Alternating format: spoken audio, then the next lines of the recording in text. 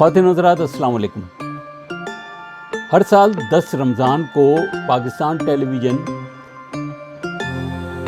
یوم باب الاسلام مناتا ہے، یعنی جس دن محمد بن قاسم نے اس کو سندھ کو فتح کیا۔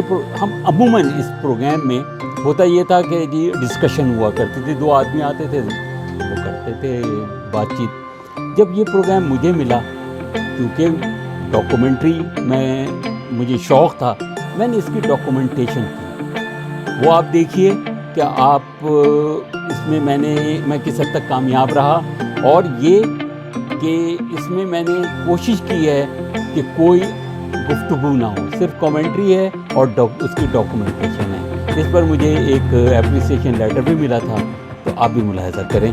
گو کہ اس کی کچھ کوالٹی کوئی اتنی اچھی نہیں ہے، بہت پرانی کوالٹی ہے، تو برداشت کیجیے گا۔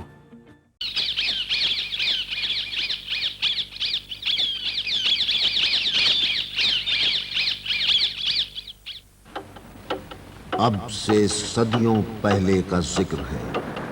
ایک روز سری لنکا سے قافلہ ایک بحری جہاز میں دمشق کی سمت روانہ ہوا۔ بحری جہاز میں زیادہ تر عرب خواتین سوار تھیں، اور اس میں اموی خلیفہ ولید بن عبد الملک کے لیے چند تحائف بھی موجود تھے۔ جب یہ بحری جہاز سندھ کے ساحلی شہر دیبل پہنچا تو بحری قزاقوں نے جہاز پر حملہ کر دیا، جہاز کو لوٹا اور خواتین کو گرفتار کر لیا۔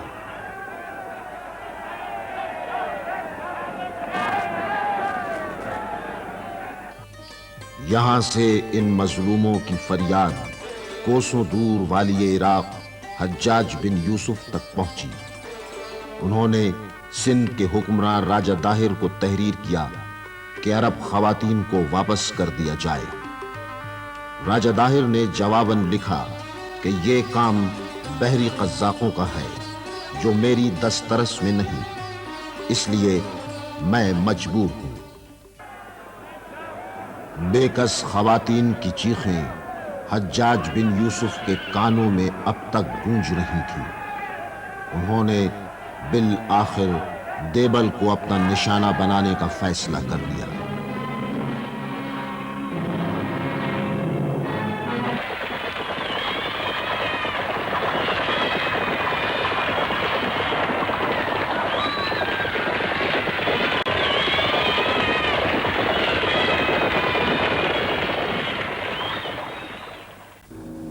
دو ناکام مہمات کے بعد حجاج کی نظریں ایک نوجوان پر آ کر ٹھہر گئیں۔ وہ نوجوان محمد بن قاسم تھے۔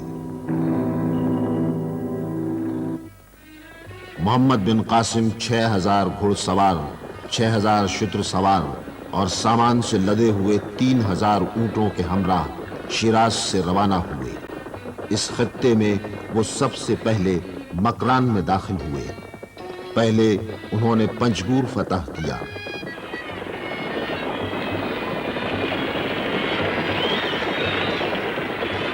پھر وہ اور آگے بڑھے۔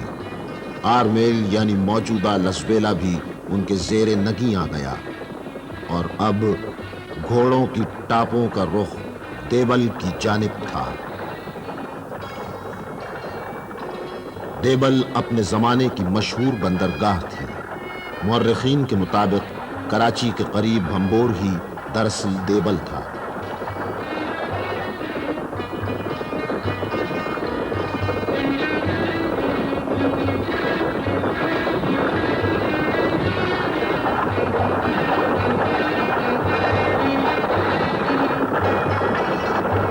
محمد بن قاسم کو اعلیٰ ترین فوج مہیا کی گئی، جو ہر طرح کے جدید آلات سے لیس تھی۔ آلات حرب میں ایک قلعہ شکن منجنیق خصوصی اہمیت کی حامل تھی۔ اس کا نام عروس تھا۔ اس کے ذریعے بڑے بڑے پتھر قلعوں کی دیواروں پر مارے جاتے تھے، اور اسے 500 آدمی حرکت دیتے تھے۔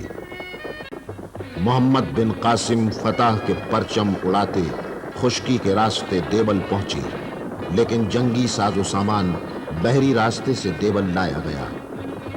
پنجگور اور لسبیلا کی فتح کے چرچے محمد بن قاسم کی آمد سے پہلے ہی یہاں پہنچ چکے تھے، اسی لیے دیبل کے باشندے قلعہ بند ہو گئے۔ محمد بن قاسم نے اسی بھاری بھرکم منجنیق سے حملہ کیا، لیکن شہر کئی دنوں تک فتح نہیں ہو سکا۔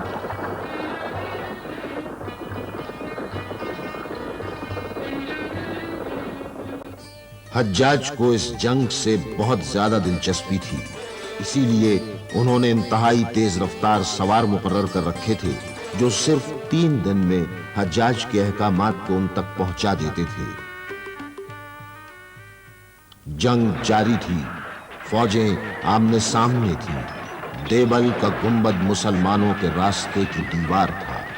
حجاج کی ہدایت کے مطابق جب محمد بن قاسم نے خاص زاویے سے قلعے پر سنگ باری کی تو دیبل کا گنبد ٹکڑے ٹکڑے ہو گیا۔ اہل دیبل کی ہمتیں ٹوٹ گئیں۔ راجہ داہر کا نائب شہر چھوڑ کر فرار ہو گیا اور مسلمان فاتحانہ انداز میں شہر میں داخل ہوئے اور اسلام کا پرچم سر بلند ہوا۔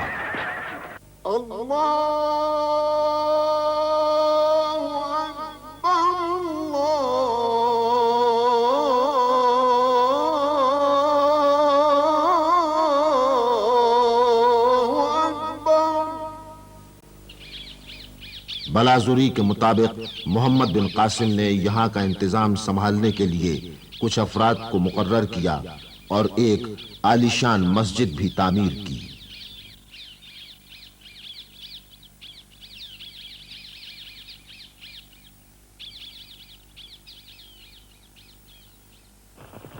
دیبل کی فتح کے بعد محمد بن قاسم قریب ہی نیرون یعنی موجودہ حیدرآباد روانہ ہو گئے۔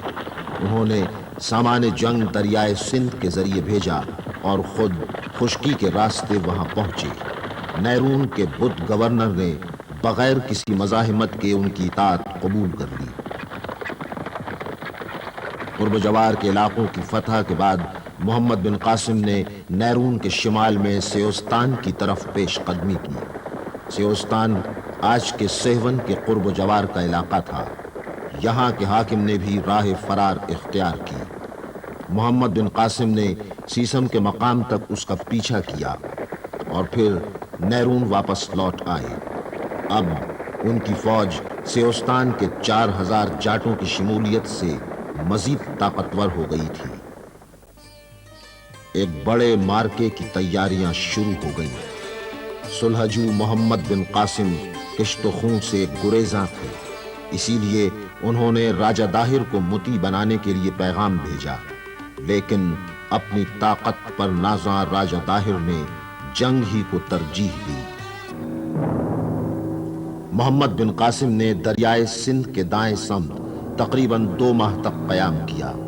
دریائے سندھ کی دوسری جانب راجہ داہر اپنی فوج ظفر موج کے ساتھ موجود تھا۔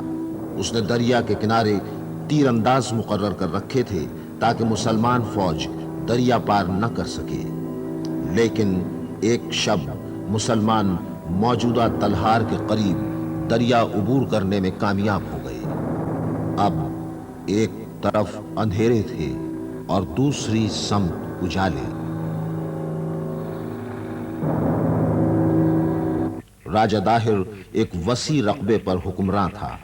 اس میں موجودہ سندھ کے علاوہ مغربی پنجاب اور بلوچستان میں مکران کے مشرقی علاقے بھی شامل تھے۔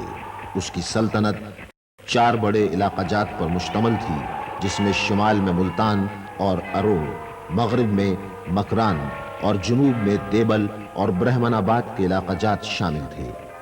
راجہ داہر کی سلطنت کا دارالحکومت روہڑی کے قریب ارور تھا۔ راجہ داہر کو حکومت کرتے ہوئے 42 برس گزر چکے تھے۔ اس نے 30 برس سندھ میں جزوی حکومت کی، لیکن 12 برس سے وہ پورے سندھ کا مطلق العنان حکمراں تھا۔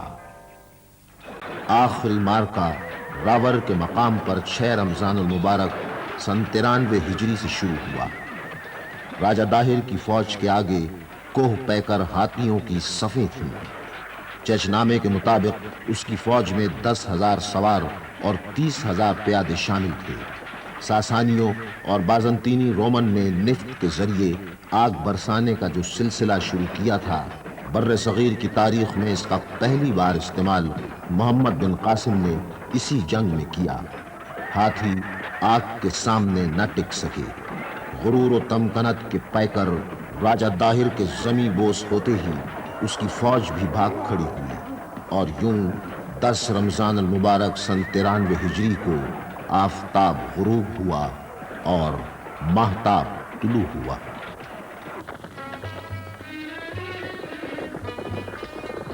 راجہ داہر کی موت کے بعد بھی اس کے بیٹوں اور بیوی نے مزاحمت جاری رکھی۔ راور سے محمد بن قاسم مختلف علاقے فتح کرتے ہوئے سلطنت کے گرمائی دارالحکومت برہمن آباد پہنچے، جہاں راجہ داہر کا بیٹا جے سنگھ مقابلے کے لیے تیار تھا۔ 6 ماہ کے طویل محاصرے کے بعد بالآخر برہمن آباد پر بھی مسلمانوں کا قبضہ ہو گیا۔ اب محمد بن قاسم کی اگلی منزل اروڑ تھی۔ سلطنت داہر کا دارالحکومت اروڑ۔ یہاں راجہ داہر کا ایک اور بیٹا گوپی مسلمانوں کے مقابل تھا۔ یہاں بھی مسلمانوں نے عزم و شجاعت کی داستانیں رقم کی اور گوپی کو راہ فرار اختیار کرنا پڑی۔ اب محمد بن قاسم دریائے چناب کو عبور کر کے ملتان کی سمت بڑھے، جہاں راجہ داہر کے بھتیجے گور سنگھ کی حکومت تھی۔ یہاں بھی مسلمانوں کو شدید مزاحمت کا سامنا کرنا پڑا اور یہاں بھی فتح نے ان کے قدم چومے۔ بالآخر محمد بن قاسم نے سندھ کو مکمل طور پر فتح کر لیا۔ صرف 17 برس کی عمر میں وہ فاتح سندھ بن گئے۔ ان کا ارادہ مشرق کی سمت اور آگے بڑھنے کا تھا، لیکن اسی دوران میں ان کے سرپرست حجاج بن یوسف وفات پا گئے۔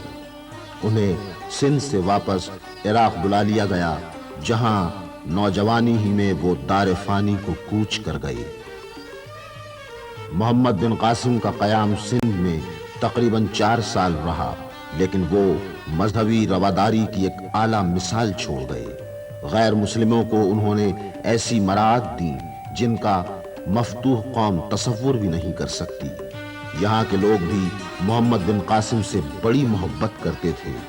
فتوح البلدان میں علامہ بلازوری نے تحریر کیا ہے کہ جب محمد بن قاسم یہاں سے جانے لگے تو یہاں کے لوگ رونے لگے، اور چند علاقوں میں تو لوگوں نے ان کی یاد میں ان کے مجسمے بھی بنائے۔